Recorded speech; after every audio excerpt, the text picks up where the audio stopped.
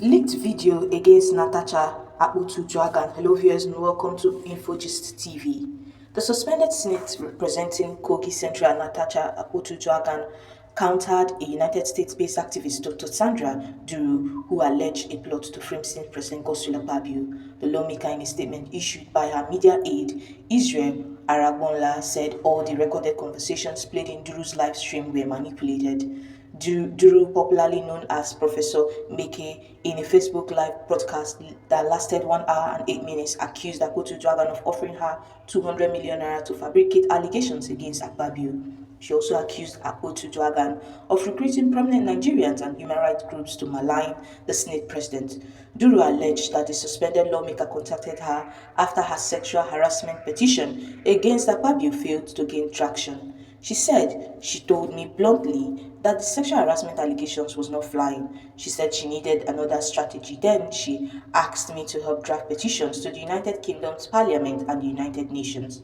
She offered me 200 million naira and later offered to pay in dollars. I said no. She said some politicians were behind the plot and promised she would be rewarded with a ministerial position or made governor of Kogi if she succeeded. She, Akpoti Dragan, wanted me to contact some agencies in the United Kingdom and lie against the Senate President of Nigeria that the man killed someone. Natasha told me bluntly that there was nothing like sexual harassment and I was shocked. She said it didn't happen, that she didn't have the evidence. At that point, I withdrew and I told her I couldn't do it.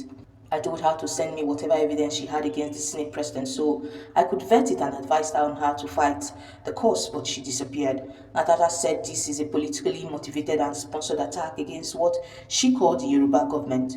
She said it had nothing to do with Akpabio, that what her political leaders sent her to do was to ensure that the Yoruba government does not go 8 years.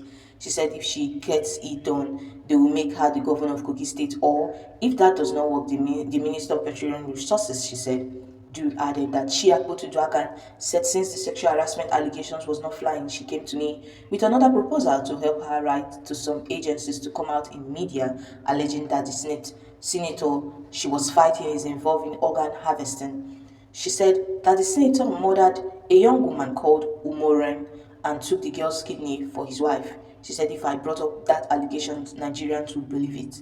She also told me that she wanted what she wanted, and all she wanted was for the Senate president to step down, that the Senate president is the one shielding Nigerian's president. She gave me the names of the agencies she wanted me to write to in the United Kingdom's parliament.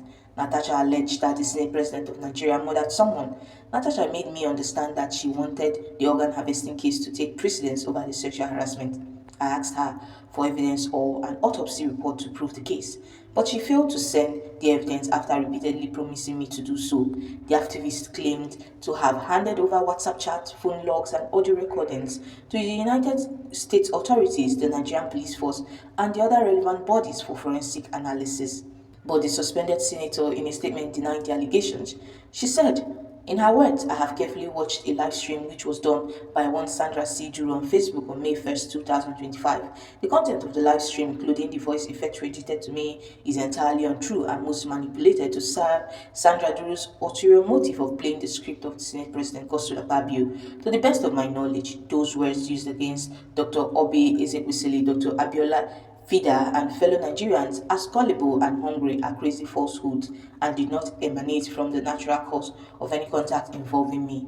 Akpoti Dragan promised to respond to the unfounded allegations made therein in the nearest time. Also, a former Minister of Education, Dr. Obi Ezekwesili, who was also mentioned in the Facebook live chat, faulted claims by Duru. When contacted by our reporter, she described the allegations as nonsense.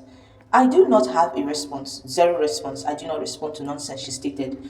The country vice president for FIDA Nigeria, Eliana Martins, said the organization did not collect any money from Akpoti Dragan. She said, of course, we are interested in due processes. FIDA came out to issue a statement indicating clearly that there was a need for due process in this matter. Even if the issue of sexual harassment has to be proved, it has to be proved.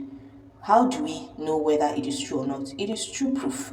We are interested in a transparent process being set in place to ensure both parties are listened to. That was why FIDA was involved in that process. She had to let nobody be shut down. If there are weighty allegations, It is in the interest of Nigerian women and in the interest of the Senate itself that we look into those allegations and listen to both sides, and that an impartial umpire is put in place to address the issues. That was FIDA's part in the matter, nothing else. Can we hear both sides and observe that the process is indeed transparent? We did not collect any money from anybody or collude with anyone to defame anyone. Meanwhile, a pan-Yoruba socio-political organization, Afenifere, described the allegations as a plot to destabilize President Tinubu's administration through ethnic profiling and political sabotage. The group said it was alarmed by the allegations raised by Duru and accused Akpoti of attempting to discredit the Tinubu-led administration. The organization warned that Nigerians' unity must not be undermined by what it described as petty ambition disguised as activism. It said, no one should hold the country to ransom by inventing tribal conspiracies or promoting divisive narratives. Nigeria is not a personal or tribal empire. Our nation will not bow to tribal blackmail, it stated. Akpoti was suspended on May 6, 2025, following a disagreement with the leadership of the Senate over seating arrangements, which she claimed was a move to undermine her. Tension intensified when the Kogi lawmaker accused Akpabio of punishing her for rejecting his sexual advances. She alleged that the sexual harassment began in 2023 when she visited Akpabio's country home with her husband. The embattled senator belonging to the opposition People's Democratic Party submitted a petition to the Senate, alleging that she was harassed by Akpabio, an allegation the Senate president denied. Recall that earlier, a United Kingdom-based activist, Dr. Sandra Duru, popularly known as Professor Mbeke, had released purported evidence from exclusive phone conversations in which she claimed the suspended lawmaker representing Kogi Central Senator Natasha lied against the Senate President Godswill Akpabio regarding the controversial sexual harassment allegation. The activist, who made the revelation during a Facebook live session monitored by her correspondent on Thursday night, added that Akpoti also allegedly attempted to induce her with 200 million naira to falsely accuse the former Akwa Ibom governor of organ harvesting, while stressing that the call logs and recorded conversations in her possession were convincing enough to prove that the lawmaker lied about the sexual harassment allegations leveled against Akpabio. Mbeke described it as wicked for Akpoti to attempt to link him to the death of a young girl who died a few years ago. In the 1 hour, 8 minutes live podcast, the activist claimed the suspended senator was out to destroy men, stating that she had no actual evidence to support her harassment claim against Akpabio. So I had to redirect her back to my question, and she then said that the sexual advancement didn't happen. I don't have evidence. I told Natasha, you are a pathological liar. You have disgraced us Nigerians. She said Nigerians were G and H, gullible and hungry, and I asked, you want to add their problems? I told her to make peace with the Senate members, but she insisted they wanted to destroy the Yoruba government. I do not know what she meant by that. Natasha is not teachable. She lacks humility and doesn't care. If it doesn't go Natasha's way, you are her enemy. Natasha is on a mission to destroy men. I cannot watch her destroy her men, her sons, and her girls who are following her blindly, she alleged.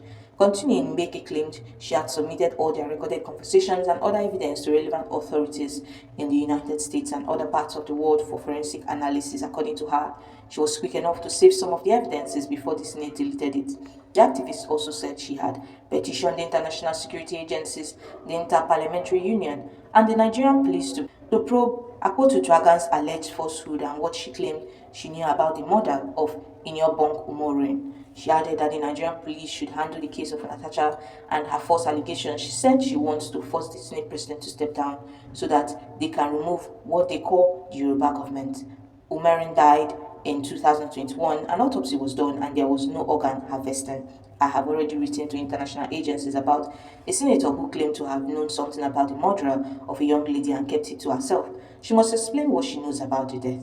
She said the reason for the fight was not really about the Senate president, but about the president of the Federal Republic of Nigeria. She said they do not want the Yoruba government to go beyond 4 years. She admitted that there was no evidence of sexual harassment of any kind. She insisted